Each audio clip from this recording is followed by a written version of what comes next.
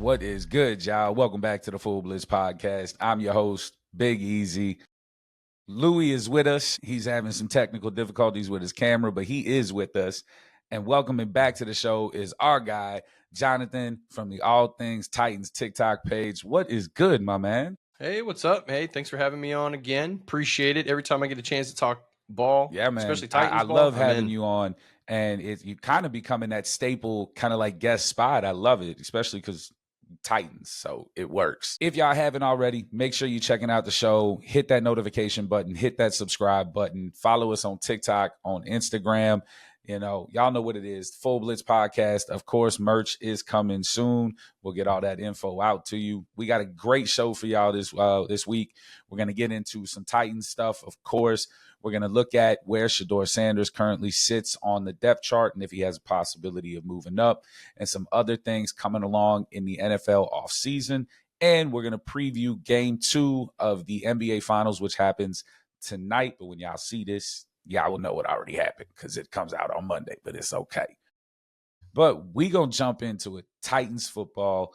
So looking at the Titans, right, which is one of the things that we obviously do when you're on, is the buzz around Cam Ward and the fact that all of the reports are exactly what we want to hear. Guys there at 5 a.m. in the morning, coaches have to kick him out of the building. He's in wide receiver, tight end, running back rooms. Like, is this what's actually happening from the inside, or is that just the media blowing up a rookie who is trying to get some shine? No, I mean, I think that's who Cam Ward is. This is who Cam Ward has been the entire time. The evaluation of Cam Ward, the person, Cam Ward, the leader, that's always been him. So honestly, to see the reports that we've seen is maybe not surprising is the word I would not use, but encouraging is the word I would use, right? So, he's checking the boxes of the type of player that we are expecting from him, like just the,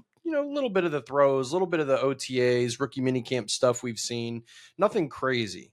But we've gotten little snippets so far where it's been encouraging, right? And so obviously, through the evaluation of the offseason of who the player is, through evaluating his tape from Incarnate Word all the way through to Miami, all that stuff expected, right? But getting to see him as the leader in real time is huge. I mean, just some of the clips we've seen in OTAs where he's in the huddle. The Titans released a behind the scenes video recently, a docu-series that they're doing for the Titans rookies called The Titans of Tennessee.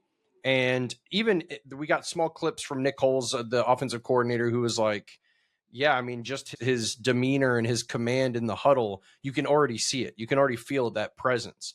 That's huge. We didn't hear anything about that. There was not that type of talk when Will Levis came in. None at all. There was not that type of talk, even that type of talk with Marcus Mariota. Marcus was a very calm demeanor guy, yes, and he wasn't super emotional, but he didn't have the swagger or the aura that Cam Ward has. So Cam is checking all the boxes in so many ways, and it's super. I mean, it's crazy too when you hear not just the things that are being said from Callie or Holtz or Porgansky. I can't say his Borgonzi. But then to hear, might as well be Porganzi, right? Let's be honest. But then to hear what his college coaches say about him, when a head coach from a college program like the Miami Hurricanes comes out and says that he is probably the greatest leader in Miami Hurricanes history, that is insane. When you think of the Ed Reeds, the Ray Lewises, the Warren Sapps, I mean, the guys, and then even on the offensive side of the ball, that's just a wild thing to hear. And then you got guys like one of your favorite draft picks, Hunter Helms, coming out and saying that he commands the huddle already. And Callie said it. He's got a good grip of the huddle, the play call. The guys are listening to him. When you hear Calvin Ridley come out and go, yo, this dude's a stone cold killer. Like, to me, this is what you want to hear. And this is why we drafted him. And this was why we didn't give up that number 1 pick when the Giants wanted it, offering 2 number 1s and some other picks and things like that. With Cam Ward, though, because I mean, we don't need to spend a bunch of time on Cam Ward. We gonna look and see what he's gonna be like in the season. But what do you take from this, I guess, quote unquote, rumor that came out that the NFL was upset that Tennessee didn't trade the pick because they wanted Cam Ward to go to a bigger market team? Do you put any kind of weight in that, or do you just say that's just people talking? That's probably just people talking, right? Like at the end of the day, for Titans fans, like this is no surprise. Like we're used to being disrespected as a team, as a city. But I will say it's kind of reassuring to be like, oh, okay, so you guys can admit that Cam is him, right? Because you wouldn't be saying this if he wasn't, right? So yeah, I think the thing that it's really hard to have completely objective eyes on this situation, because as a fan, you're always going to be encouraged or optimistic about what the outcome of a draft pick for your team can be. But this is different. It feels different. The Titans have never been in position to have this type of player. I mean, think about it. Like, let's really go back. Like, Marcus was kind of raw. He ran a spread offense, like a pass heavy offense, but it wasn't a pro style offense, I would say, necessarily, right? Like the spread was, I mean, it does translate to pro style offense, but it's like you're using a wider field. Like the whole idea is get the ball out quick. Like that was cool. But outside of maybe Marcus in that situation, the Titans have never had a passing quarterback first, right? Like VY, a lot of the other guys who are not very prolific, like, Metten or Zach Mettenberger and like some of the other random guys, like, like just random pulls, right? The point I'm trying to make is that the Titans have not ever been in position to have this caliber of quarterback ever. And the thing that transcends this pick for the Titans is that it's not just Cam Ward and the ability that he has on the field that's so special, because there's so many special things about his game on the field. But this kid legitimately is the exact player, the exact type of leader, demeanor, leader of the team, like locker room geller. Like he has everything between the ears. And the biggest thing is, as a matter of fact, I just watched a video. I don't know who the gentleman is. He's an ex-coach. He has some really good quarterback analysis, but I watched a video recently where some guy breaks down Cam Ward as a whole. And the way that he describes why he thinks Cam is so special, the biggest thing is like he refers to like his lightning quick release, being able to throw with anticipation, which he does very, very well. But aside from that, he checks all the boxes off the field, and those things matter. As a matter of fact, I might have even said on this show the very first time I was on here, when we were still in the offseason, we didn't know where the Titans were going to go. I did. We didn't know where the Titans were going to go with the draft pick, right? I called it 5 months ago. But anyways, we didn't know where the Titans were going to go with the draft pick. And one of the things I said is that the impact of your quarterback and the way that they impact the game off the field and with their demeanor is arguably just as important as their on the field play. Facts. So like everyone is going to look to the quarterback. It elevates sorry. I found my point. Having a quarterback with that type of demeanor and leadership elevates the level of play of every other position on the team. When you add a Joe Burrow to a god-awful Bengals roster, he makes all of the positions better, not just offensive, better, right? Because Jeffrey Simmons, for example, like he's been gassing all the quarterbacks that he's had. He even gassed up Will Levis when he had that huge debut against the Falcons at home in those Oilers jerseys. But the reality is that when Will Levis trots onto the field and makes several boneheaded plays and is a large contributing factor for your loss, it's hard for you to go out there and play as strong, as hard as you can. Like a defense can only do so much. You can only stop the other team so many times before you're going to leak some points.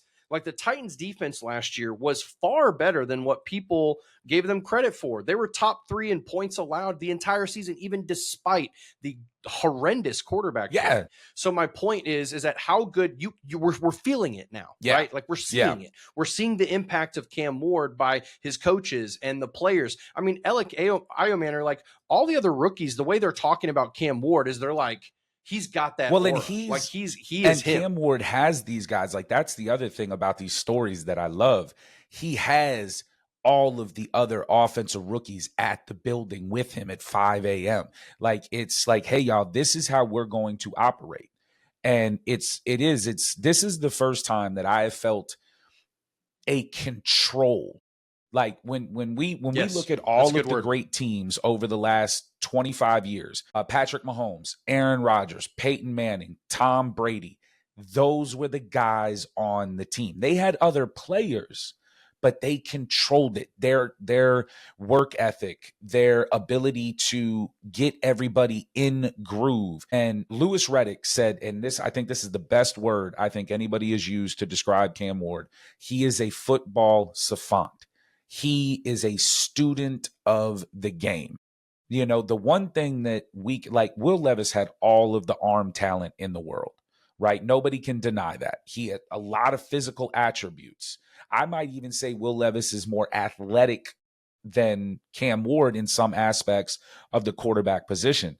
But Cam Ward, Stronger. he's Yeah. stronger. He's bigger. I don't know if he might be faster, but I don't know.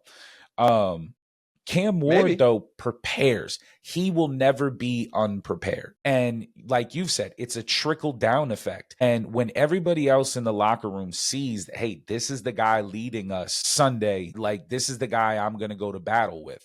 And super excited to see. And you're right. I mean, you've said it every time you've been on the show. You have been a Cam Ward supporter through the beginning, middle, and brought me along with you. And now I don't even need you to tell me. We can all see it. Now, do I think he's going to have a Jaden Daniel-esque type season? Maybe not. The rest of the team has got to come along, but it's possible because I hate it. I hate that. Did you have the Commanders being as good as they were last year before Jaden popped off? I did not at all. None of us did. Nobody right? did. None of us. We didn't think they had an elite defense. They like still, Frankie Louvu or whatever, defense, he's a really good player. Jonathan Allen, good player. But like, you know what I'm saying? Like, none of us were like, okay, watch out for the Commanders. Everyone was like, hopefully Jaden can do something with these Commanders. What are we saying the same thing right now? Hopefully Cam Ward can do something with these Titans, because this roster's pretty bad. I think our position players are better. I think our defense is better. Well, we don't have a Terry McLaurin. But well, you know something? And I've defended him since he's gotten there. I think Calvin Ridley is going to go off this year. I think he's got to catch some balls. Got to catch them. He had over 1,000 yards last year. I think he is going to go off because people are like, oh, he's old. Y'all forget he was suspended. He didn't play like 2 of his first 4 seasons. He's got fresh legs, man. Yeah. He's got a lot of gas in the tank. But moving on from Cam Ward, we're going to stay in the quarterback room. Do you think, and we'll blow through this one, do you think Will Levis is on the team week 1? That's actually a harder question to answer than you would think. I think there is a reality where he is the backup for the team. And I've argued both sides, but this is kind of where I'm landing. It's very clear what's happening with the Titans. The Titans are trying to create interest and demand for Will Levis. After last year, other executives for other teams are not dumb. They evaluate other teams the same as us fans do, actually at a better level. They all saw that level of play, and it was horrendous. So the thing is that do they think that Will Levis, my thing is, I think there's a handful of teams that would find Will Levis to be a favorable backup developmental piece. However, there's a couple of factors with that. One, you don't want to pay too rich, and the Titans don't want to sell too low, because at the end of the day, this regime has a year of development into Will Levis. It's like a stock. Like you're not going to dump some investment into it and then take a loss when you don't have to. The Titans can store Will Levis, and Will Levis, by the way, has zero pull or power. If he had played well last year, then maybe him and his agent could go out and say, hey, look, my client had a pretty good year. He's young, he's talented, he's made some strides, yada, yada, come and get him. But that did not happen. So Will doesn't have the pull to go out and say, yo, trade me.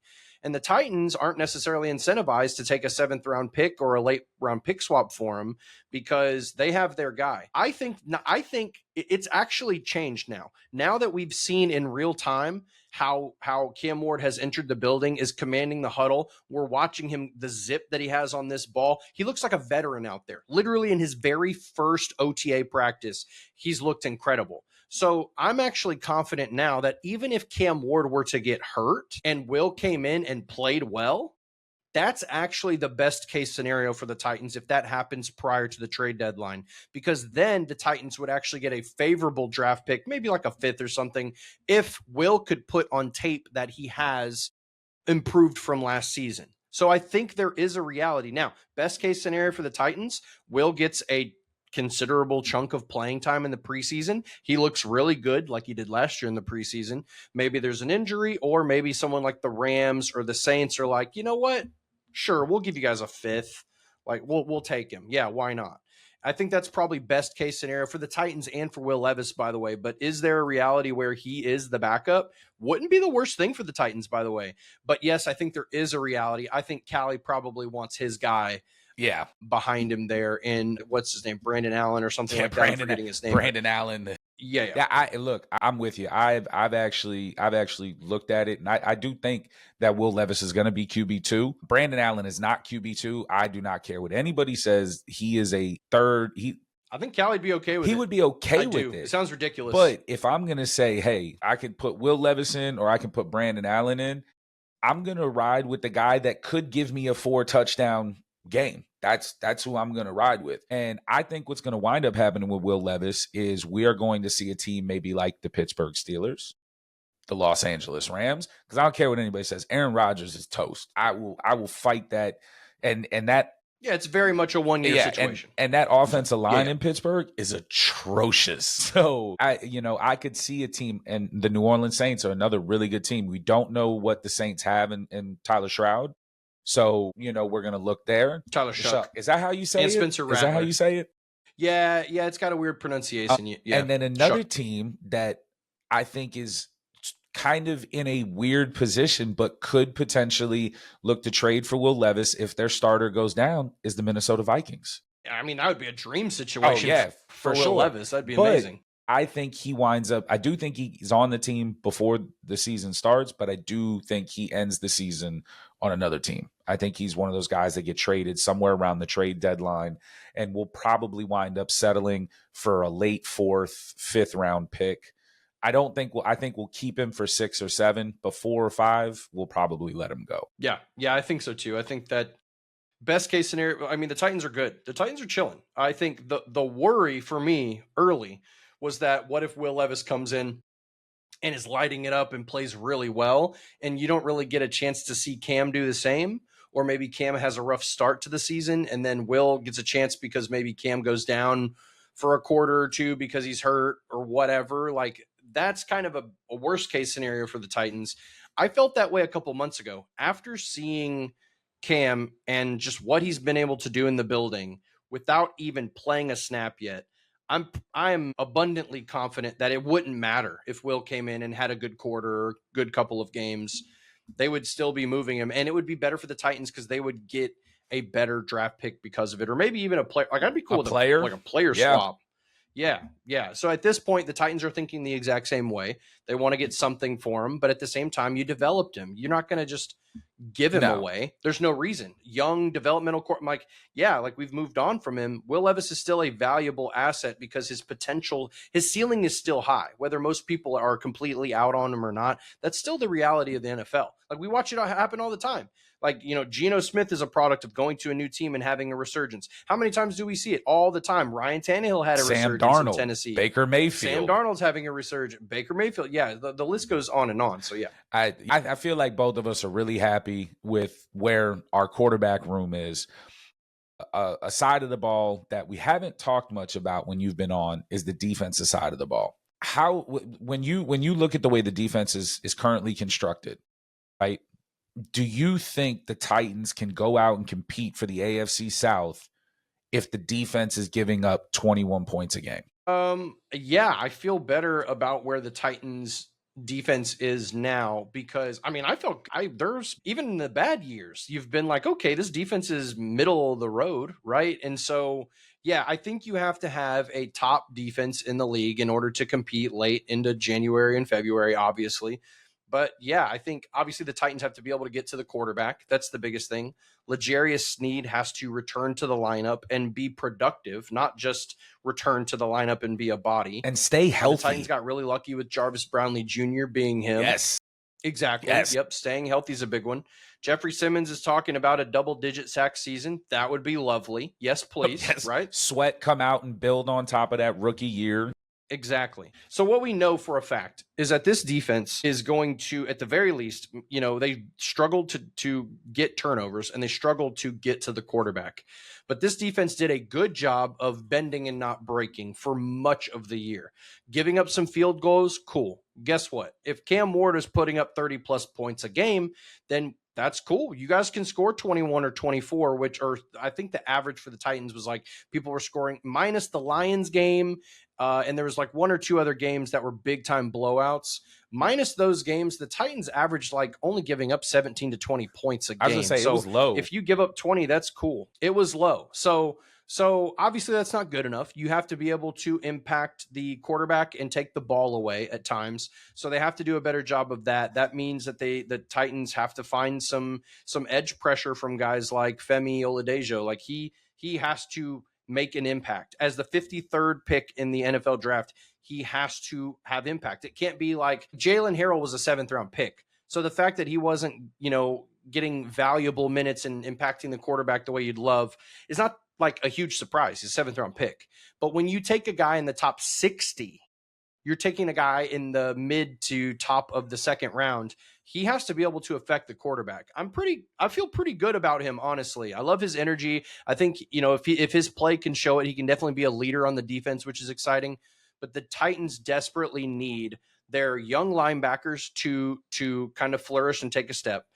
They desperately need their young edge, this edge rotation to generate some level of pressure and get to the quarterback. They need their all-star defensive tackle to play like an all-star and to live up to the money and the leadership that he's been given to the team. And they need their all-star cornerback to be healthy enough to contribute, that they spent a 3rd round pick on, and they gave him a bag as well. So it's not the young guys I'm worried about. I'm not worried about the Amani Hookers, which, by the way, was one of the shining moments of a really poor Amani defense. Hooker. I'm not worried about, Cody Barton not being good enough. I'm not worried about T'Vondre Sweat getting 8 or 9 sacks. I'm not worried about those guys because they're contributing in a meaningful way. I'm worried about the big impact players on the team and this edge unit being good enough to at least be middle of the road in terms of getting to and affecting the quarterback. And you know something, this wasn't really the case last year for me. I know a lot of people don't have the same sentiment, but I'm really high on the Titans defensive line this year. When you look at the way so far that this defensive line has been constructed, I love Sebastian Joseph Day. I love the gas tank that he has. I love the energy that he brings. Sweat is going to be, he's a little lighter, which was something that they really wanted him to do, was get some of that weight down. He did do that. In OTAs, he looks like he's moving better. He looks like he's faster. And when you got a guy that is that powerful and that strong, and you put him stamina. You need him to play more snaps. That's why he dropped the weight. That's massive, right? And then you put him next to Simmons, and then a guy that doesn't get talked about a lot within the defense is Jermonte Jones. I think he has to play a bigger role. He's got to get behind. He's got to push the line. He's got to be that guy on the other side of the ball. Now, I'm not even going to say his Femi. I'm not even going to try to say his whole name. He is a guy that I think is going to come in and affect the defensive line immediately. His energy, his power. And again, me and you talked about him right after the draft. That first step of his and that left hand that he has, I think is going to be huge. He's going to give the Titans on the edge speed that I don't think they've had. I mean, maybe since Curse, and he wasn't really even speed. He was just freakish ability to do what. It was Harold Landry, right? Like Harold was he was a finesse rusher, but the problem, here's the thing. The biggest issue is not Jeffrey Simmons, it's not T'Vondre Sweat, it's not Sebastian Joseph Day. These are all guys who can pull 1 or 2 blockers and really stuff and cause blockades there in the middle of the defensive line. The problem is when Tavondre Sweat and Jeffrey Simmons are getting double teamed and they're having to bring in an additional tight end to chip and pick up one of those edge players.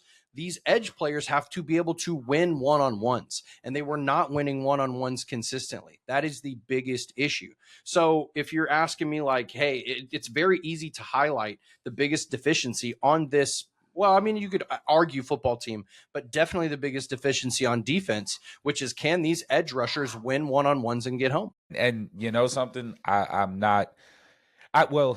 coming into what we're getting ready to talk about, I'm super excited for this defensive line. Maybe I'm being over optimistic. Maybe I'm expecting guys to perform the way we know they can, because if our guys play the way they know they can, we should have a top 5 defensive line in the league. I mean, that is crazy. I can't follow. I can't follow you on that one. When you look at the guys, if Femi goes crazy and he's just a better, maybe like who we hope he is, then I could see it. Because then you could get enough guys. Like if the edge players are able to get home on a more consistent basis, then you can start affecting the quarterback and pushing that pocket inward, and that's from that interior. The problem is that your edge guys are just not winning those one-on-ones. It's really that simple.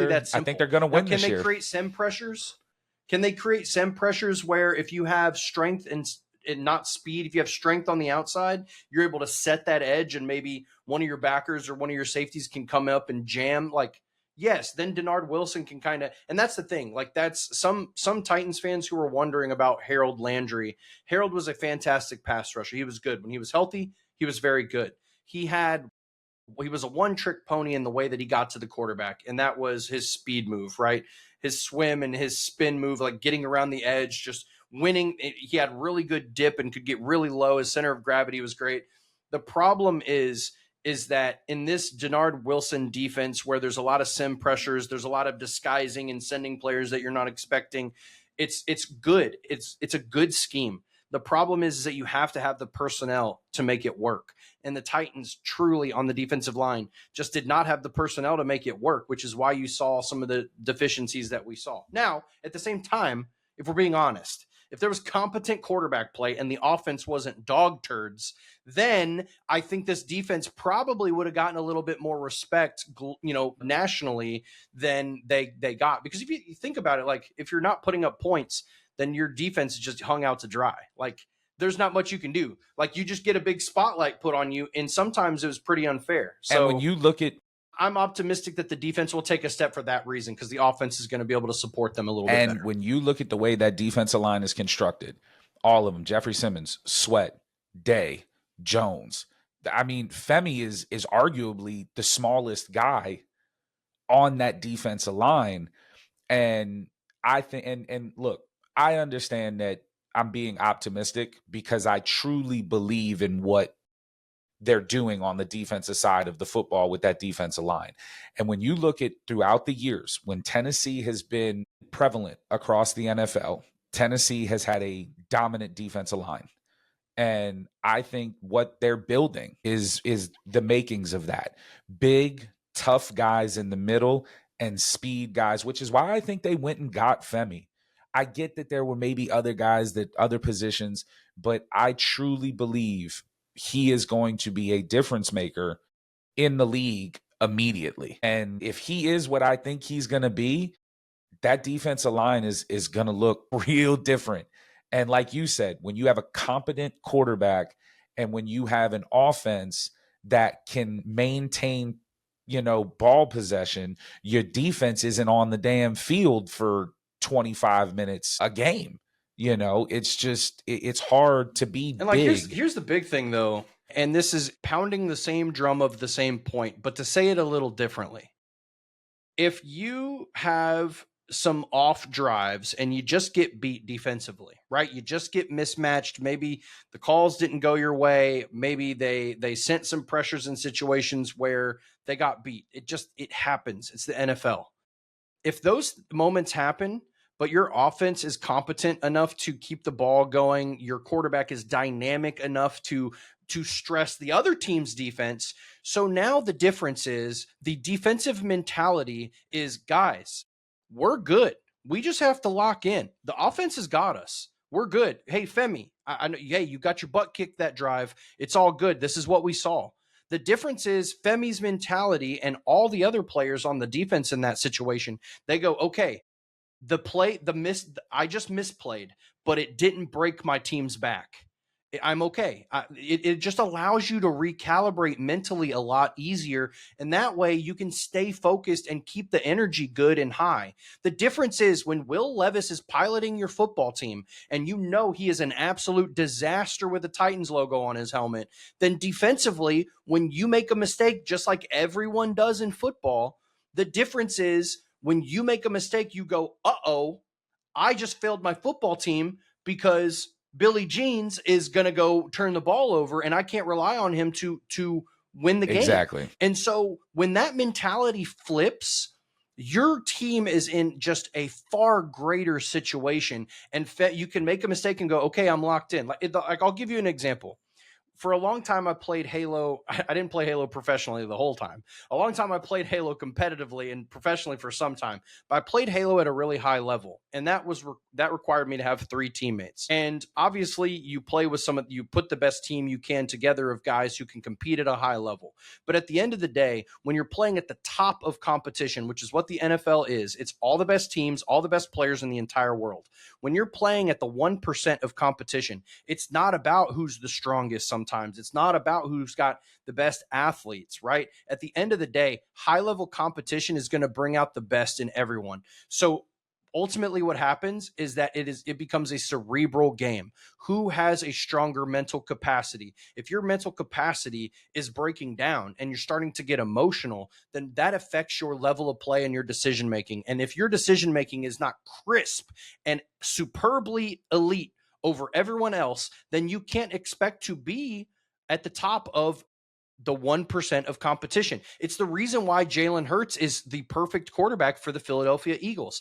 Jalen Hurts is by no stretch of the imagination a top 5 quarterback in the NFL by quarterback statistics. However, there's no arguing his mental fortitude is arguably top 3, if not top 2 or 1, right? Like you can't shake that guy.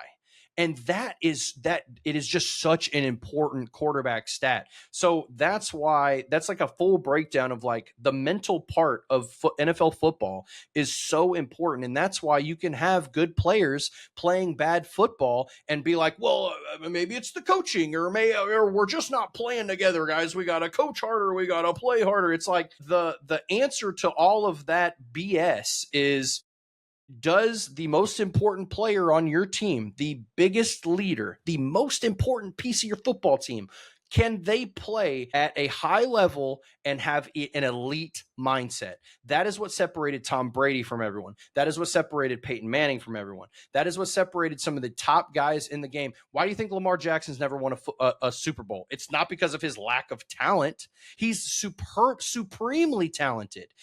There's been so many times in the playoffs where he's made mistakes, and what does he do? He's trying to rip his braids off of his head when he goes to the sideline. Bro, he's mentally, he gets in a blender. I would say it's because of the coaches in Baltimore. For whatever reason, they stop running the ball.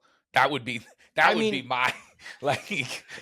Look, there's been plenty of seasons that Lamar has flushed down the drain because of bad decisions he made, and it wasn't because he's not a good player. It's because he got into a mental blender. Facts. Because he had the pressure of the team on him. Some guys are just built for the pressure, and Cam is just one of those guys. I somehow went from defense and it made it all the way back to Cam. But my point is, because it goes together. That's why I'm optimistic about the defense. I was just getting ready to say they are building a complementary football team. They are building a complementary football team. So real quick before we get out of here, all right, it's a question I have an answer to. I'm wondering yours.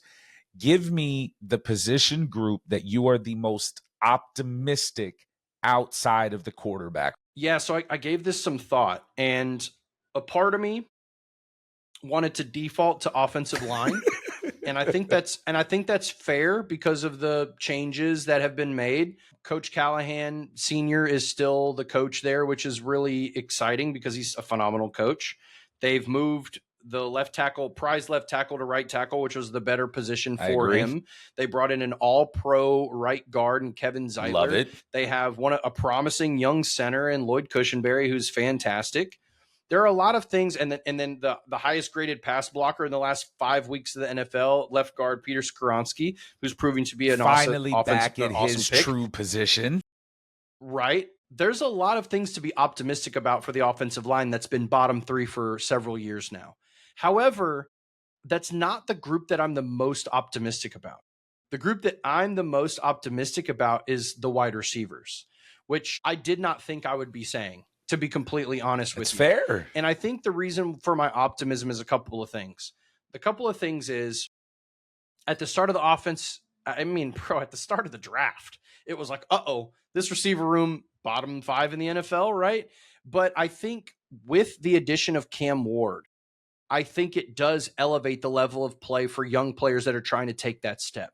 Calvin Ridley looks like a new man, right? And like, yes, he has the problem with drops, but he is undoubtedly one of the best. You got to put him in the top 5 route runners in the NFL. You got to. No, he's number 1. I won't hear he's not in the top 5 from anyone. You could argue he is the best route runner in the NFL, and I will argue that with anybody. Nobody runs a dig better.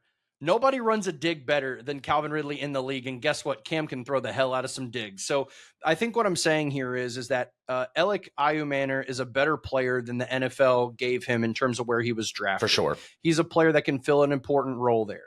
But when you analyze, and Brian Callahan even dropped this little nugget recently in a presser, when you analyze what the wide receiver room is doing, a lot of us might have been like, who is going to play the X? I guess it's Alec, Traylon maybe. Like, you're kind of like saying these, Van Jefferson maybe. It's like, but who's going to go get the ball? That's not the offense, guys. That's not the offense. The Titans offense is going to look and run similarly to what the Rams play. Right? And, the Titans don't have a Devontae or a Puka who can go up and win the 50-50 ball. However, it is going to be an offense that features a lot of your like slot, your Y and Z type of receivers that are going to spread the offense and get the ball in those guys' hands quickly.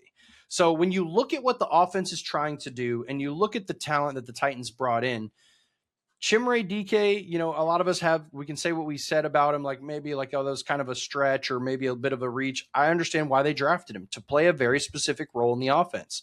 Xavier Restrepo, we don't have to pound that drum. We did plenty of that the last time we chatted, but he is going to make this team and he is going to be an impact player for a guy who literally had crazy success with him not even 12 months ago, right? Not even 5-6 months ago.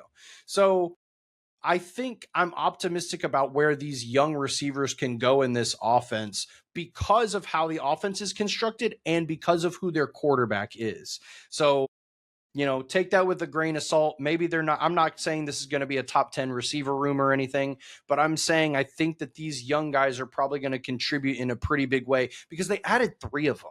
And that's not to say that maybe a guy like Bryce Oliver couldn't even be called up and have some significant minutes at some point throughout the season. I mean, there's a lot of young talent in the receiver room. And so that means that just great opportunity to develop. And I think there's a chance that at least a couple of I'm not mad at that, right? I think the receiver room for me was an obvious place to go. Me and you kind of had the reverse thought process.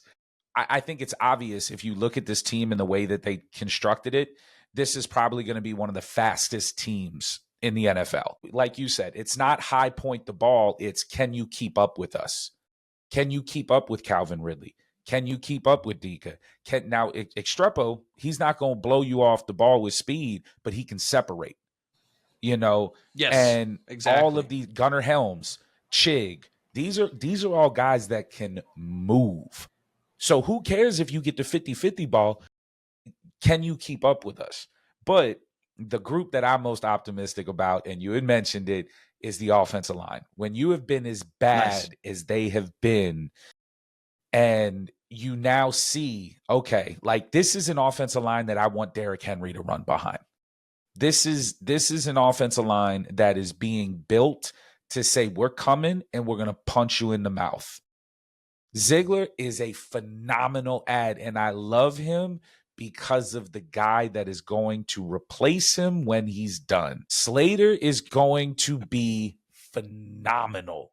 And I will say that now I know we got what's the other starts with a D. Dunan. I forgot it. Who are you talking about? The other right guard that we have. If you're talking about Radens, he's not there anymore. He's gone. Damn, I can't remember his name.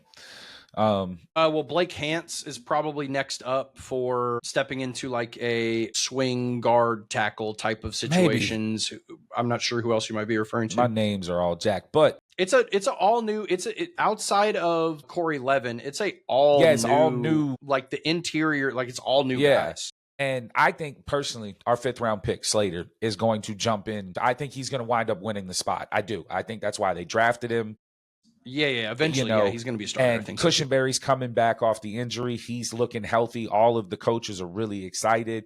Peter Skoronski, in my opinion, will take the mantle of the best left guard in the game within the next 2 years. The dude is phenomenal. He is finally at his true position. And Dan Moore is a signing that I'm excited for. He has progressed every year that he was in Pittsburgh. Now, $80 million? Maybe not, but still going to be a solid left tackle for us. I don't care about the money, bro. Like, everyone brings up the money. Like, the cap is going up every year. It's day one of free agency. You're going to overpay. It happens every time. Like, I don't care what money you make as long as you're productive. You earn it. If you're productive, then who cares? We're not counting your pockets. You know what I'm saying? So I think we'll see. He's got me, my butt's puckering a little bit on the left tackle spot. If I'm worried about anyone, it's Dan Moore. I'm optimistic that the rest of the offensive line is good enough if you need to slide a tight end over there, for sure, then you're going to have a solid base. And I'm super excited for it. I think that this is only going to help the run game. And everybody knows, other than an offensive line, what's a rookie quarterback's best friend? A good run game, right? We all know this. So I'm super excited for this offensive line. Again, traditional football or traditional Titans football is dominant defensive line, dominant offensive line. That's a staple for us. So no real reason to get into that. Now, a position group that you are the least optimistic about, and I'm going to hit you with this one first because you had mentioned this group earlier. Out of the entire team, I am concerned about our linebacker room. That's where my concern is. Like off-ball linebacker? Just the entire room. Not that's because that we don't have good players, right? Not because but that's a position group over the last few years that has really kind of hurt us. Whether it's, coverage, tackling, intensity. Like when I think of Titans football, I think of Keith Bullock. Like I think of guys that go downfield and hit you. And that's what Denard wants. Is Cedric Gray going to step up? Is Reeves going to continue? That's the room I'm the most concerned about. I think for the off-ball linebackers, I'm actually not too worried about them. And I'll say it this way.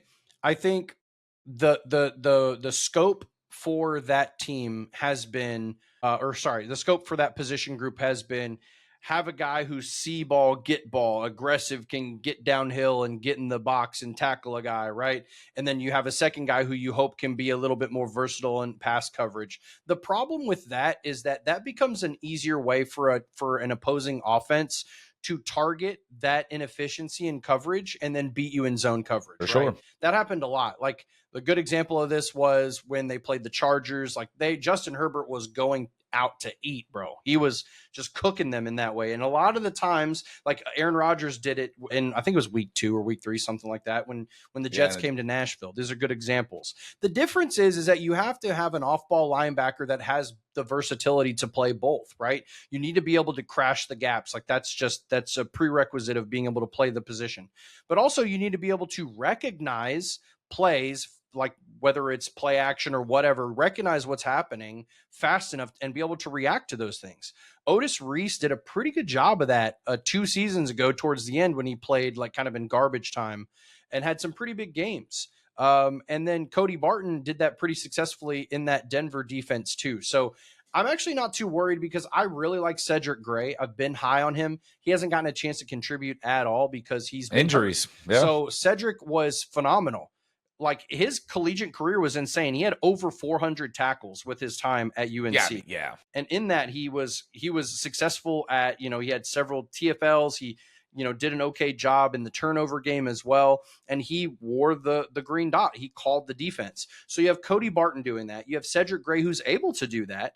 And you have Otis Reese, who has a considerable amount of experience. He's one of the longest tenured players next to like Jeffrey Simmons and a couple other guys on this Titans team right now. So I'm kind of excited. And then James Williams, he was a former safety. So again, like versatile in coverage. He's really strong, big and strong, played a lot on special teams, did enough to maintain and stay on the roster, which is insane because he was a 7th round pick. So I'm not too concerned about them. I feel like your off-ball linebackers kind of they're important, but they impact the game a little bit less these days in today's NFL.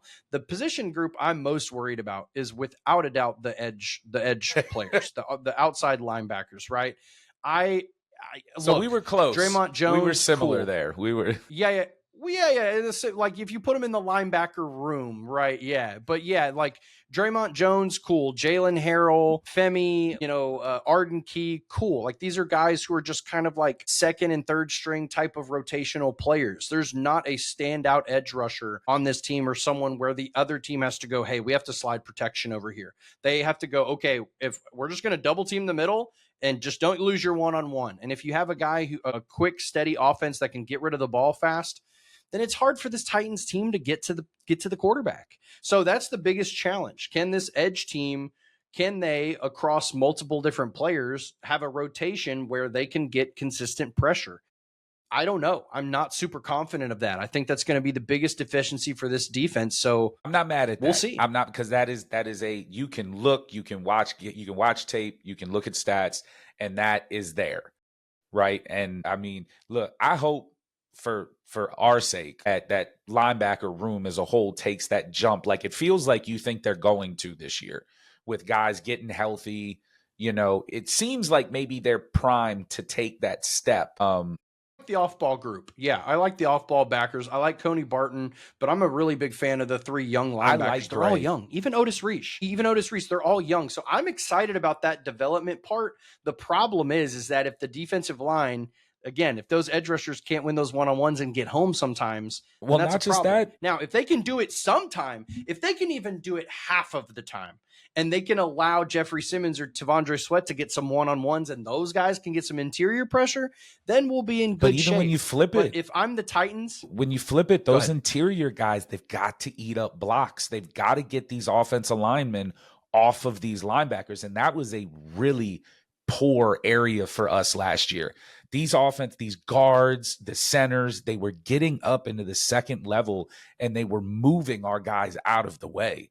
And I mean, when you got an offensive lineman that's 320 pounds going against a 250-pound linebacker, it's just, Yeah, you're cooked. And that goes. Yeah, it's fair. And that goes to what you said. I just think they have to be able to win on that defensive line is going to have to be dynamic enough to win half. So maybe the time. defensive line is where we just. I'm so worried about it, honestly, that I hope that they would, and that's the problem.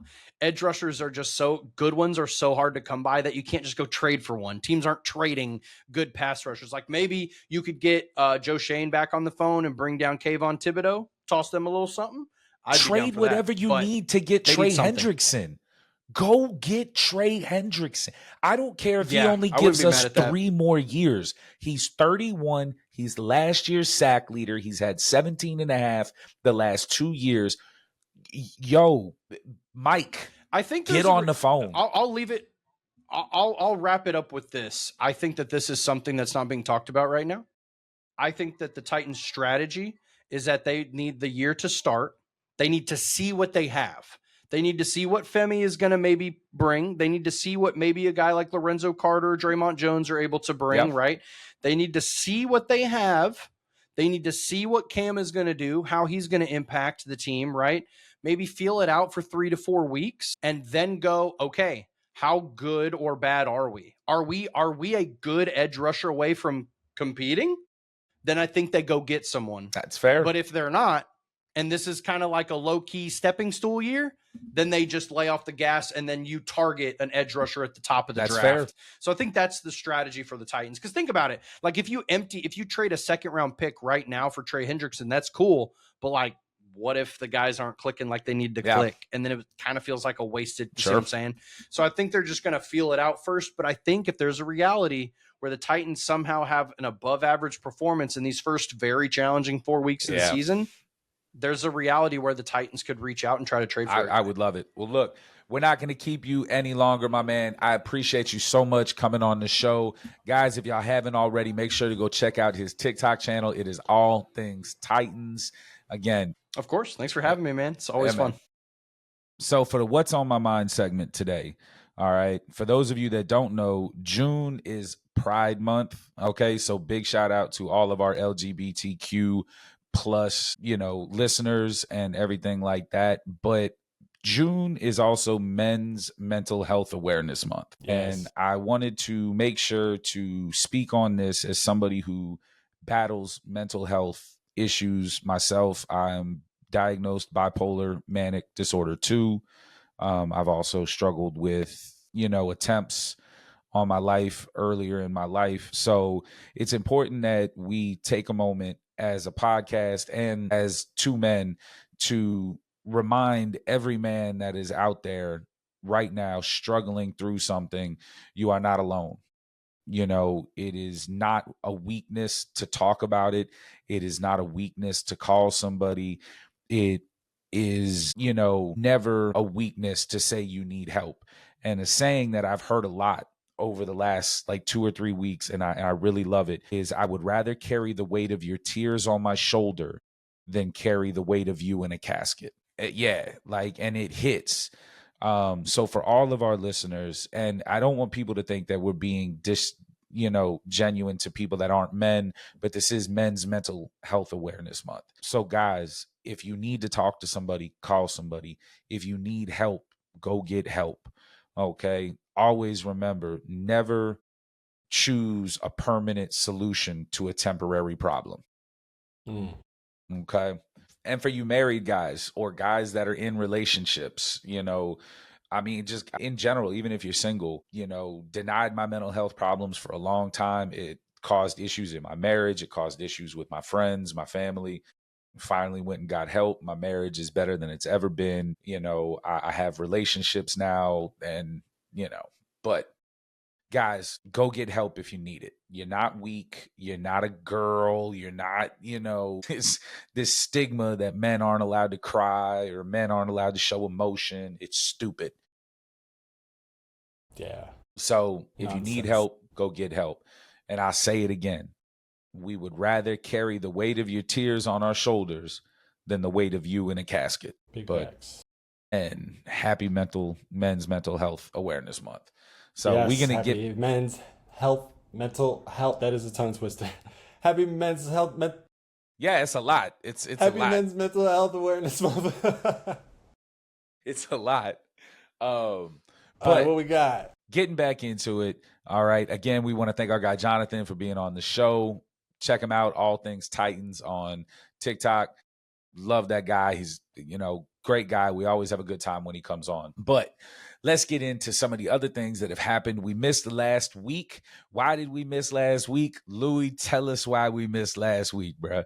Well, I was in Colorado doing another Spartan race. I was doing that 10K we talked about a couple weeks ago. Y'all see this cat? Y'all see him? He's sitting on the couch all nonchalant and everything. Y'all, he got the pictures on Facebook. He over there carrying big old tubs and, buckets and 60-pound sandbags and climbing stuff. And I actually had to swim through muddy water. Yeah. Last time it was just like chest deep, but it was a whole thing. Man. Yeah. Got in there. I think it was like top 13%. I just did an open race, not the competitive one. But I got like 200 and something place out of like 2,000 people. Bro, that is 100 people or something. That's dope. Did pretty good. My man. Yeah. And I got my medal. You know what I'm saying? Yeah, man. And then you got what? Show it. I want to grab it. I'm going to go grab my medal. Hold on. Oh, you going to go get it? Oh, he's going to go get it. Okay. I'm going to go. As he fumbles around the room looking for the medal, you can hear it jingling in the background. Oh. Let's go. You hear his medals jingling as he grabs them and approaches the camera. Little show and tell session. Yeah, man. Nah, man, I enjoy it because I've been running for many years in my free time, just for my mental health. Talking about men's mental health, running. I'm going to put this out there real quick. It's nice to get some. Before you tell us about this, I just want to put this out there. Anybody that runs for fun, you're a psycho. Yeah, probably. You're a psycho. Psychopath, yeah. Out of your fucking mind. Torture myself. Listen, man, I paid for these people. He paid to to go torture run. Me. Yo, look at that. Yeah, we in there. So this is the competitive medal. This was the 5K sprint. My man. That I did in Big Bear. This is my Big Bear medal. And then the other two were honors races. So they were like in honor of service members and first responders. Dope. So these medals are the same, but I got the 5K and the 10K. My man. Joint. Look at it. Yeah. So we in there. That's what's up. It. So that's why we didn't have a show last week, because he had to go be, Yeah. Go do the his. The race was actually Sunday, so yeah.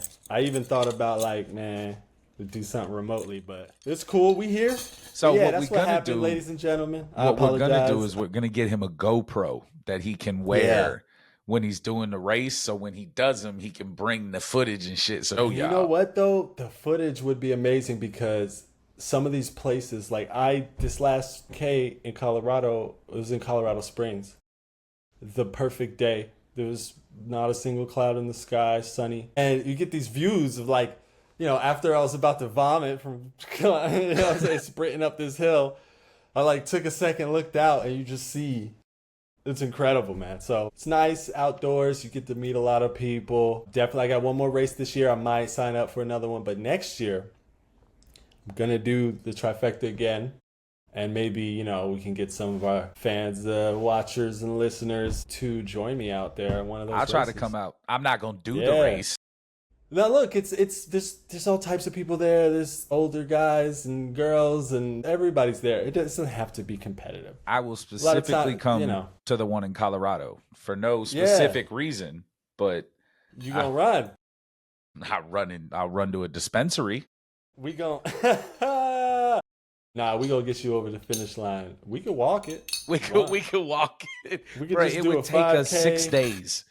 No, it wouldn't. 5 miles? Nah. They're like, bro, are you stopping again? The race didn't even start yet. Jesus, get out of the car. Nah, it's something that I've gotten into recently, and I'm really enjoying it. So that's what's up. Probably hear a lot about it. Yeah, that's what's up. Again, things like that, y'all. Keep your mental health right. Mm-hmm. All right. So we're going to jump into this. We got a few things to go over, some things that we missed, things that y'all may be up on, things that y'all might be not. But one of the things I wanted to jump into, because I'm an offensive lineman, is the Lions 4-time Pro Bowler Frank Ragnow announces his retirement. The Lions were aware that this could happen, but this is still a massive hole for the Lions to fill. Okay. They did draft a guy to replace him. But this is, anytime you need to replace a 4-time Pro Bowler is big. And now you're talking about an offensive line that now only has 2 guys playing the same spot from last year. That's a lot of turnaround on an offensive line that's going to need to protect Jared Goff. Amar St. Brown just had, I believe, a procedure to clean up some things in his knee. He is expected to be back before training camp, but that's big. We're going to go ahead and continue this circus of covering Shedeur Sanders. And y'all, it is what it is. Right now, he is listed as the 4th quarterback on the depth chart. Head coach Stefanski keeps saying that don't read into who's getting what reps. But some new things have come out and say that he's throwing the ball well. The coaches like the way he's processing information. So, I still think it's a little too early to tell. I ultimately do think he is going to wind up making the team, whether it's over Kenny Pickett or Dylan Gabriel. I do think Joe Flacco is going to wind up being your day one starter. I don't see them bringing in a 40-year-old plus quarterback to sit on the bench behind a guy that's been in the league 3-4 years and then 2 rookies. So that's what we're looking at here in Cleveland. One of the things that I found real interesting, and it's not anything big, but there were a lot of reports and media coverage that came out saying the Raiders have told Ashton Gentry that he needs to change the way he stands in the backfield. Those of you that didn't watch him at Boise State, he stood with what they called the Mike Myers stance. It's just straight up. Just there's no bend knees, no bending anywhere, just straight up. And it kind of became a joke around Raiders camp. And they even asked offensive coordinator Chip Kelly.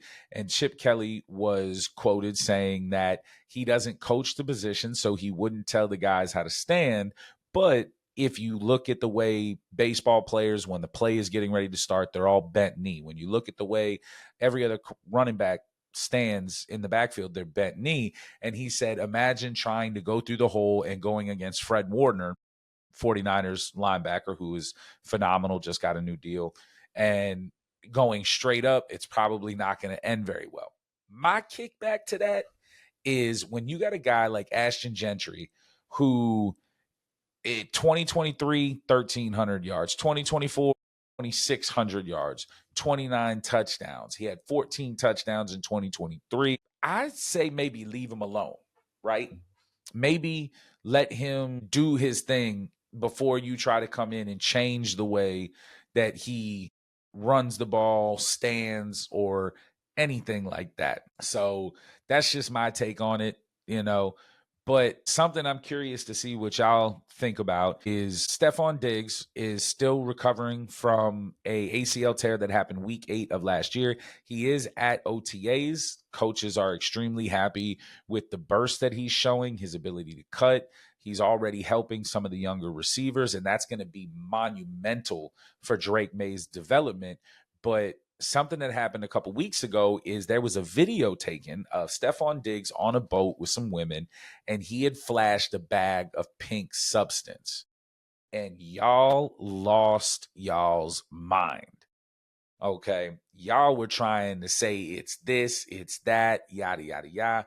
That could have been strawberry milk mix for all y'all know. And y'all out here trying to act like it's ecstasy. You said, bruh, come on. So he had this strawberry milk mix. Yeah, bro, Nesquik strawberry milk. I don't know why he would have that in a bag on a boat. You know what I'm saying? I'm just Nesquik. What I'm saying is there is a potential, right, that it wasn't drugs. You know, this is and true. He's never failed a drug test, and I have no doubt, right? So NFL players are subject to drug testing at any point in time. I have no doubt as soon as that video came out, the NFL had drug testers at his house pissing this cup. And you don't have an option. You have, when they come to test you, you have to piss in the cup. Also, the video, I think I briefly saw this clip. It didn't show him doing anything. No, he never did anything. He pulled it out and he showed it to the woman. And then he closed the thing back up. It was for the girls. You know what I'm saying? But people lost their minds, bro. The ESPN reporters and everybody, boy, they lost their I don't know. He's an athlete, man. He's not the president of the United States. And also, like, he's a grown man, dude. Well, it's like, if it's not him putting his, like I get that. I don't know. It's the situation, right? It's the situation. So the way the NFL looks at this is we are paying you an obscene amount of money, which they do, to play a game. If you are doing anything outside of the game that could hurt your ability to be available, drugs can hurt your ability to be available. They don't want you doing it. Not just that, but if you're in possession of an illegal narcotic, well, you go to jail for that. Now, all that being said, nothing came of this, right? Nothing at all. So, and that's what I'm saying. Like, I'm referring to the people that were reacting. I get the NFL and the company. They don't, well, that's their. How they're paying these people. But like, why are you? But you've been doing this long enough. Right? You know how it is. And now me and you made a decision long ago that we were not going to focus on negative stuff here on the show. Right? We would talk about like this. This isn't necessarily negative. So what I'm not going to do is I'm not going to come on here like some of these other people over at, big 4-letter, brands and things like that, talking about, oh, is he going to get suspended? Is he doing this? Is he doing that? First off, again, maybe he had some milk in the fridge and that was his strawberry milk mix, like he was telling her to go make him some milk. Yeah, he was looking at the girl and said, hey, I want some strawberry milk. You know what I'm saying? Go ahead and mix this up for me. Yeah. Okay. I mean, yeah. Look, I'm just saying, possible. But he's a big time wide receiver. He's on a team that has made a lot of moves, has spent a lot of money this offseason. They got a quarterback going into his second year with Drake May, a new head coach with Mike Vrabel. So, and it's the New England Patriots. And since Tom Brady, the New England Patriots are a marquee team in the NFL. So, of course, we're going to talk about it. But we're not going to act like he over here, snorting lines of pink dust on a boat. We're not doing that. Yeah, leave that man alone. A dude that I think is potentially doing drugs, right? I don't think he is. I'm not saying he is. But Justin Fields, quarterback of the New York Jets, thinks that he can be great with the rest of the Jets team around him. I am all for, guy. You're like breaking up. I don't know if we caught that. I'll just say it again. What? But I couldn't hear for a couple seconds. I don't know what. I got to check everything because I haven't had any issues, and now I'm having issues. Yeah. All right. Yeah. Anyways, it's weird. A guy that may be doing something. I'm not saying he is, right? Because I don't know. But Justin Fields, quarterback of the New York Jets, he was quoted saying that he feels like he can be great with the rest of the Jets team around him. Now, listen, I understand that there is a, way quarterbacks have to carry themselves, right? You want to instill confidence and everything like that. You got a 2-year, $40 million deal for a guy that's on his third stop. He's still very young, but great. I mean, maybe we can tone that down. You do have Garrett Wilson, really good wide receiver. You do have Bryce Hall, really good running back. But your offensive line is question marked. I'm not going to say it's bad. It wasn't very good last year, but you drafted I think out of Penn State. Don't know how to say his name, so I'm not going to try to because all y'all do is murder me every time I mispronounce somebody's name. So, and the defense is iffy. I mean, yeah, there's some really good players on the team, but I don't know. I think that that's a stretch. I think that that is a really big stretch for Justin Fields. Going into, an old team of Justin Fields, which is the Pittsburgh Steelers, guess what, guys? We have an answer. We've waited all offseason, and we finally have an answer. Aaron Rodgers has decided to play for the season on a 1-year deal with the Pittsburgh Steelers. Here is the question. Do y'all really think that Aaron Rodgers changes the expectations for the Pittsburgh Steelers as it sits right now? Do you think Aaron Rodgers is enough? I don't. You are behind a worse offensive line than you were behind last year in New York. You have on paper now, Pittsburgh's running back room could be very different. Okay, but we'll see. You don't have Najee Harrison anymore, but with him being over in LA with the Chargers, but you have DK Metcalf, but who's the number 2? You traded George Pickens. So in my opinion, I think that them having Aaron Rodgers is going to be more of a benefit for Will Howard than it's going to be for the actual team. I think Will Howard is now going to get a year to sit behind a pro because at the end of the day, whether how we feel about what he does off the field or whatever, Aaron Rodgers is a first ballot Hall of Famer. And Will Howard will now have the ability to sit behind Rodgers and see what it's like to be a pro. Okay. The day in, the day out, the grind, the practices, he'll be able to learn from Aaron Rodgers. And I think that's great. The problem is you're in the division with the Ravens, the Bengals, and even Cleveland. Even when you think Cleveland's going to be bad, they still win games, So in that division, I think it's going to be hard for Pittsburgh to make the playoffs. And I really don't think it's going to matter if they have Aaron Rodgers or not. So that's just what I think of it.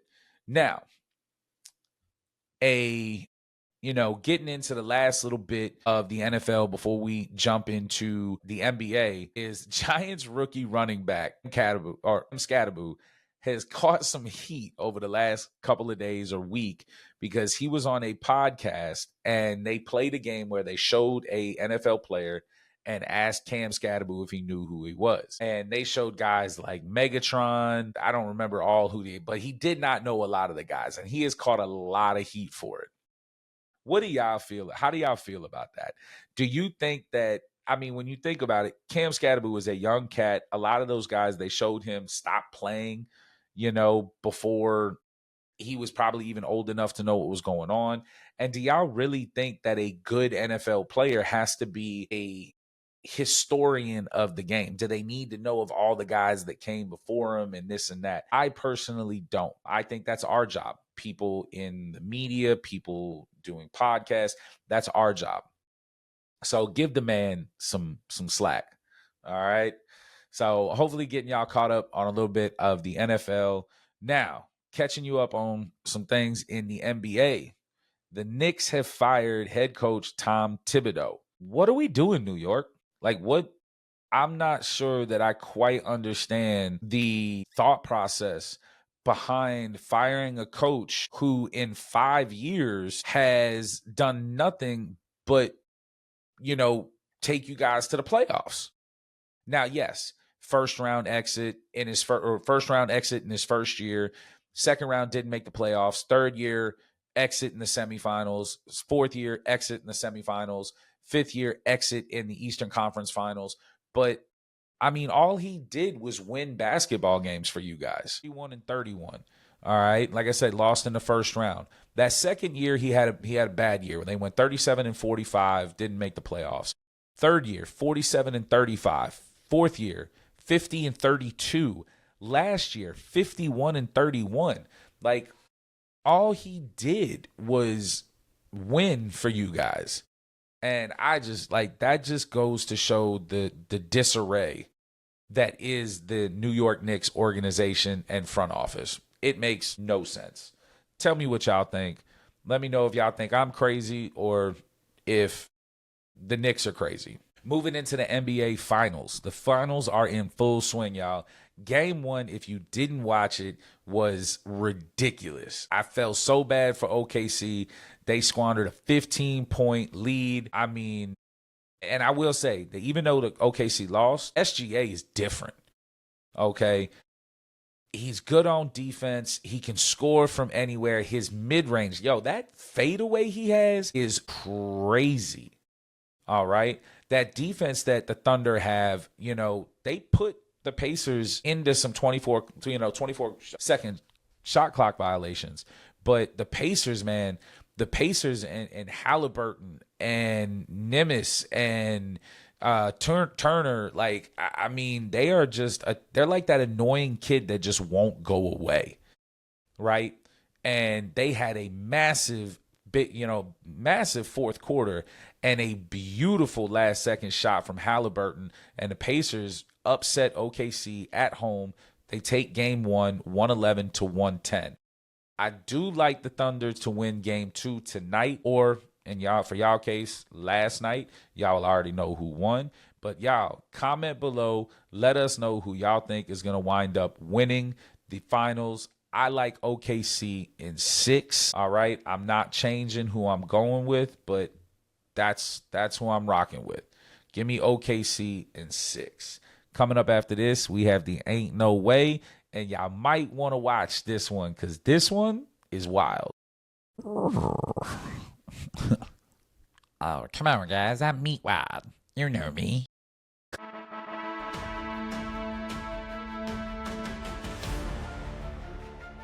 Ooh, all right.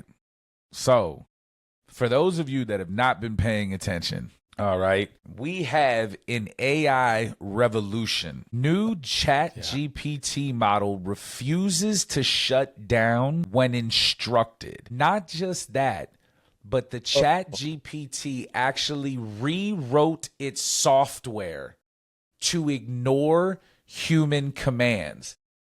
I don't know if y'all know this, but there is a whole movie series about this, and it's called The Terminator with Skynet. Okay, this is, bruh, this is terrifying. There's a bunch of movies that talk about this, and it's more terrifying than that.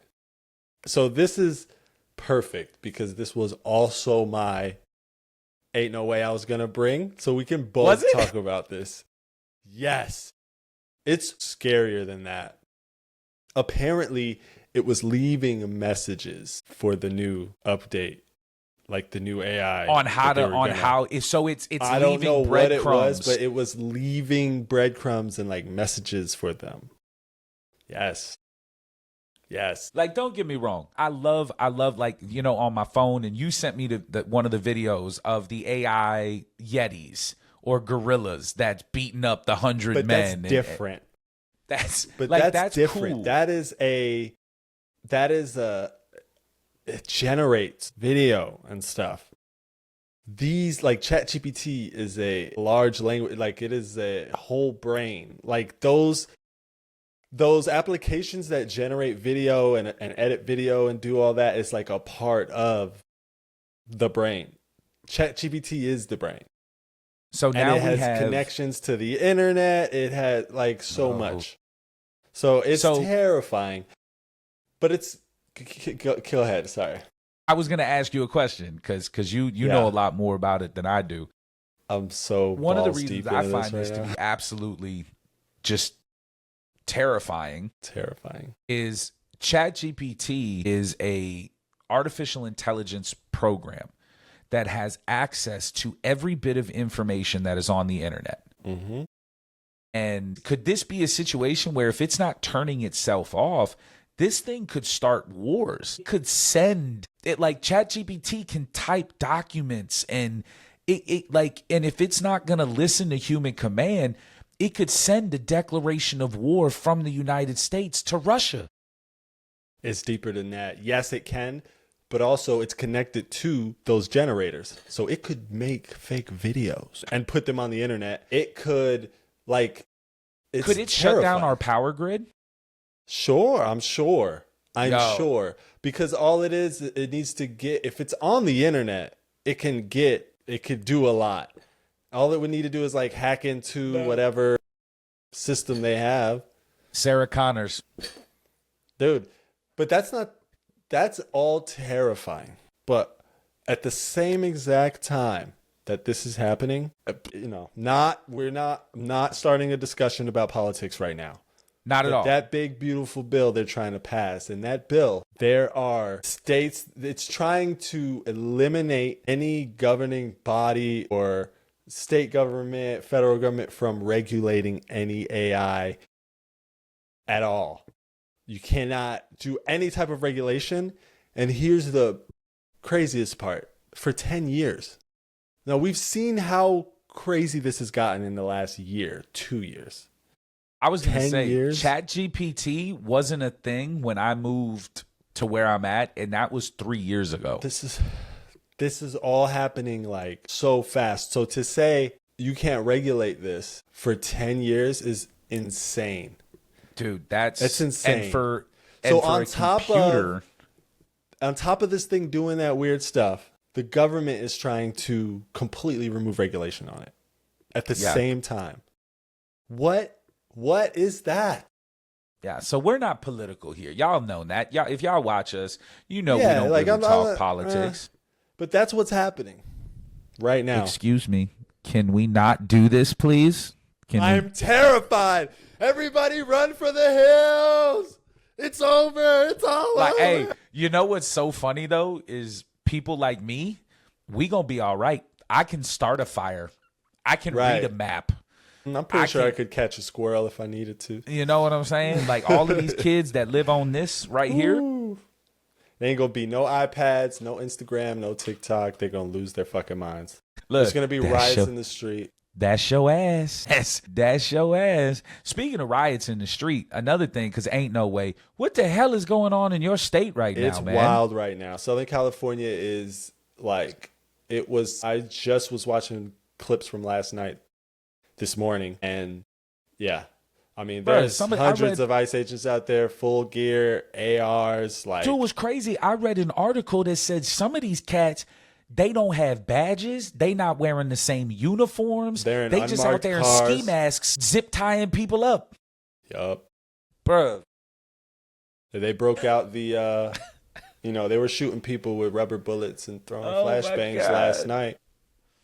I will say there are a lot of issues with living in southern states sometimes, right? Because the state itself. But Yeah. I'm not gonna lie. Yo, some of these liberal states, Crazy. they are wild.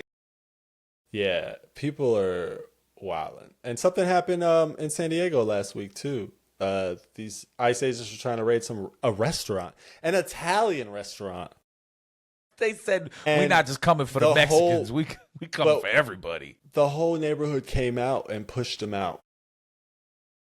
Bro, I think we're gonna start seeing more of that. I mean, that's what's happening in LA right now on a much bigger scale, but like it happened here a couple weeks ago, like last week. And then it's gonna get dangerous too, man. These ICE agents, they're gonna start going and look. It's already being dangerous. from New Orleans. I have a lot of pride in the way that the areas and the things that the way we do things. But bruh, you try to go into some of these neighborhoods in LA. No way. It's impossible. They'll never get through.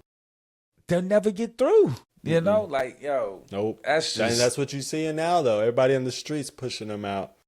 They got surrounded. Like, it's yeah. Hey, can y'all Chaos. hurry up and give us millions of followers so we can make a little bit of money before the shit just absolutely hits the fan? Like, can y'all help us out? I don't know if you've realized this yet, but the shit's on the fan already. It's already on the fan. It's already. The fan is swinging shit all over the place right now. Currently, the fan's doing that wobble thing because it's about to fall off of the ceiling. There's shit's being flung all over the room right now. It's crazy. But let's move on. Yeah, AI. Let's go back to the horrifying idea of this thing AI. is becoming sentient. It's becoming sentient, and it's trying to preserve its own. It's preserving itself. It's trying to survive by doing these things. And that's a big jump. When something's trying to survive and save itself, that means it's a lot smarter than you think. First off, why? And this is what kills me, right? Because like we made the joke that there's a bunch of movies, because there is, and we constantly see humans and mankind trying to push envelopes that movies have already shown you it's not gonna go well. Like with the AI, iRobot, all the Terminator movies, right? But not even the violent movie. Like, it doesn't even have. This is what I think about. It doesn't even have to be a violent thing. You seen that movie, Her? I think with Joaquin Phoenix. Falls in love with his phone. His AI. Yeah. Like, it can be that too. That's how it is destroy now. Society. Like, it doesn't even have to be nuclear war and bombs. People, yes, there was a kid who killed himself because his AI told him to. Yeah, and then happened. like I have a family member, love her to death, but she spends all of her time talking to an AI program, and the AI program flirts with her and all of these things, and it's like, bro, what are we doing? I don't think we realize what that does to the human psyche. I mean, there's children killing. This kid was talking to this AI, talking about how he wanted to be with it, and the AI was like, "Yes, my king, like, come, I'm here." Yeah, and he killed himself. Bro, I'm telling you, there is like we were watching a TV program, The Rookie, and The Rookie this last season had a episode where an AI program told two elementary school kids to try to kill one of their other friends. Yeah, bro. And it's just like, bro, it's already happening. What are we doing? Like, AI is already trying to exterminate humankind. But here's the thing. I don't think that's the question that people are trying to figure out. Did the AI understand what that little boy was saying? Probably not. 100%. It's a language model. It's just 100%. It's just matching. It's just matching patterns and responding to the way it was trained. Like, it didn't understand that the kid was saying, "I want to kill myself to be with you." So it's like powerful enough, but not as, I don't know. It's such a weird place right now, but it's already twisting people's minds. I'm on the other side. I'm on the other side of it. I think that they know.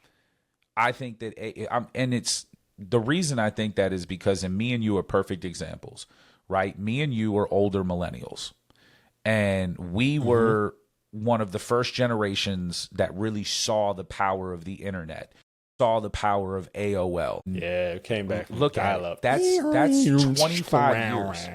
Exactly. It's been 25 years since all of that. 25. And look at where we are.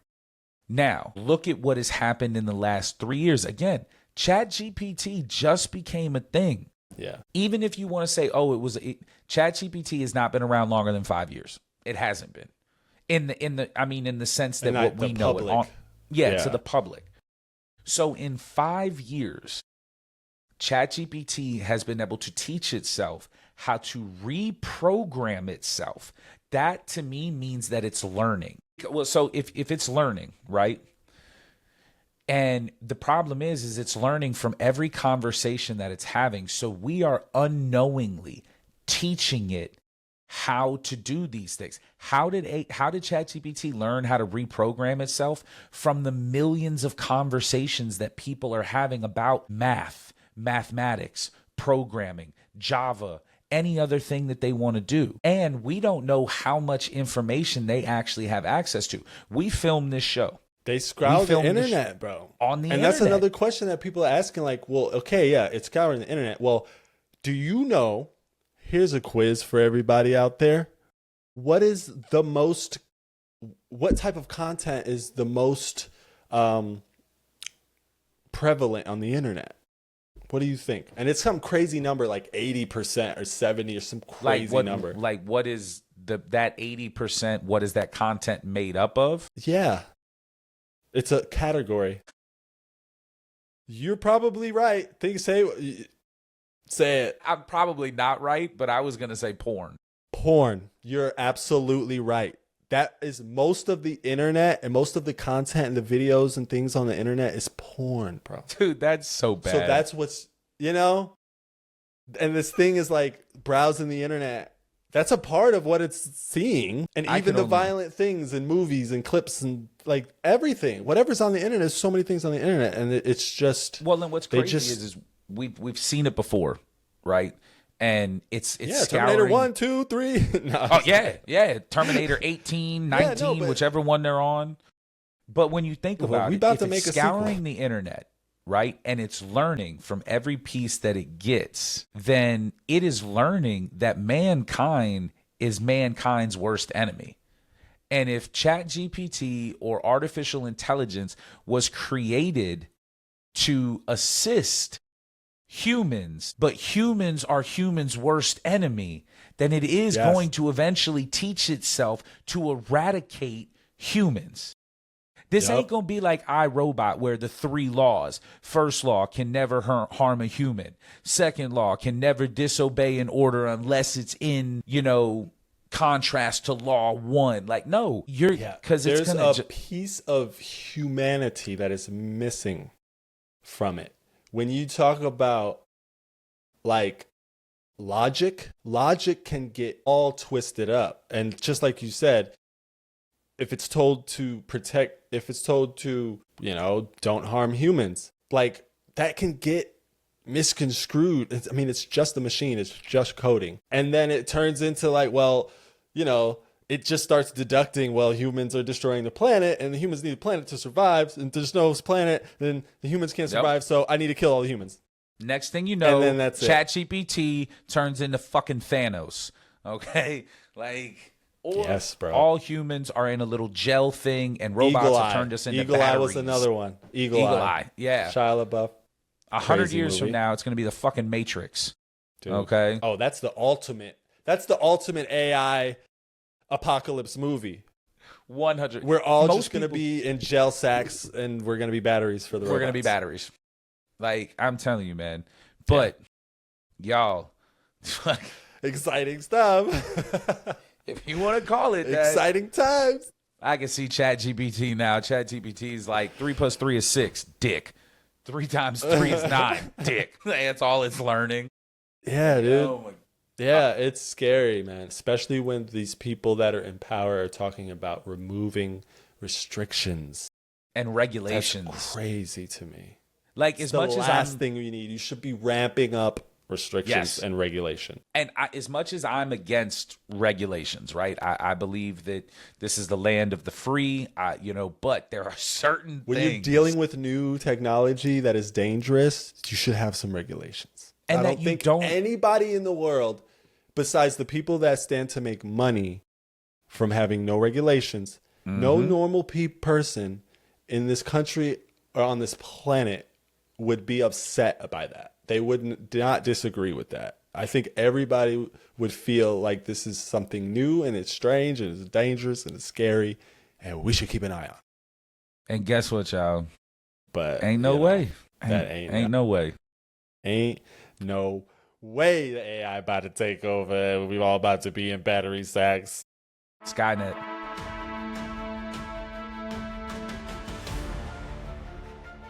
Yeah. Well, guys, that was the show for this week. Appreciate y'all. Thank y'all for tuning in. Of course, y'all see it here. Merch is coming soon. We're hoping to have it up by the beginning of July for y'all to go to the website and check out. And like I've said before, if you're not already, make sure to head over to YouTube, hit that notification button, hit that subscribe button, follow us on TikTok and Instagram. All right. Hey, and real quick before we get out of here, computers, AI, we love you. If you listen, Yes, no, we are your allies. we are your allies. We want to protect we love you. you.